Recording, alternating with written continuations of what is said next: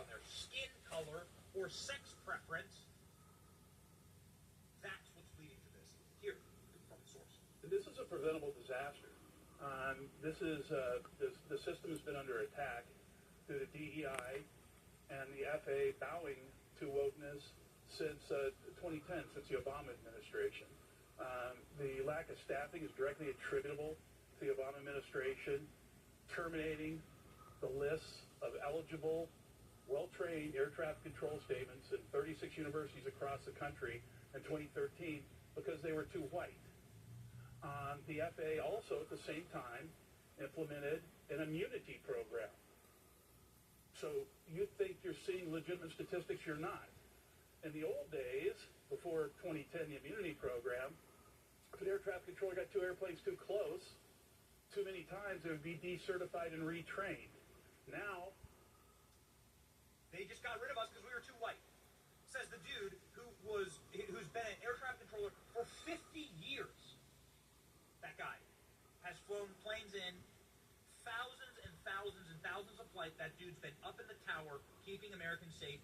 That dude probably called one of your jets landing. He's stationed out of Chicago. I've flown into. How many times have you flown in Chicago? People go to Chicago. I've gone to Chicago a bunch of times. That guy's keeping me safe and you safe and your children safe. That dude says they got rid of all of my coworkers because they were white. What country do we live in? Do we live in South Africa? Are we in Rwanda?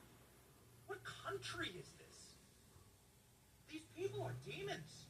They want something like this to happen. It is. Listen to Pete Hegseth this morning breaking a lot of news on Fox. Pete Hegseth this morning is like,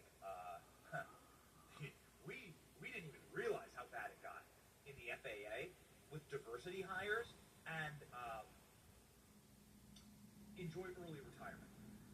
So I don't know exactly how the staffing occurred in that particular air traffic control tower, and it sounds like there was a shortage, and the investigation will tell us more about that. But the environment around which we choose pilots or air traffic controllers, as the president pointed out correctly yesterday, better be the highest possible standard, the best of the best who are managing, multiple flights, a flight a minute, and managing radio traffic.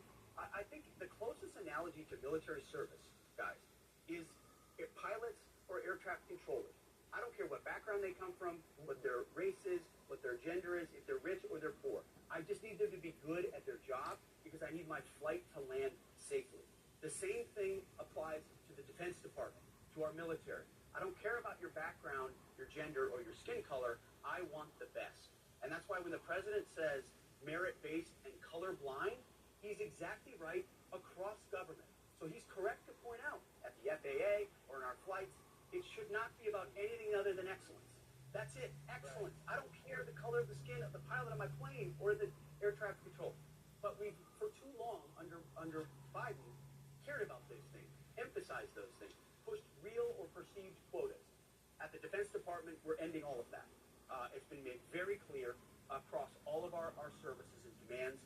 It is merit only, and that means we'll get the best of the best, and that's what our taxpayers and the American people expect and deserve. And in the business of warfighting, which the Defense Department is in, if you don't have the best of the best, you lose people, and that's why this is so important.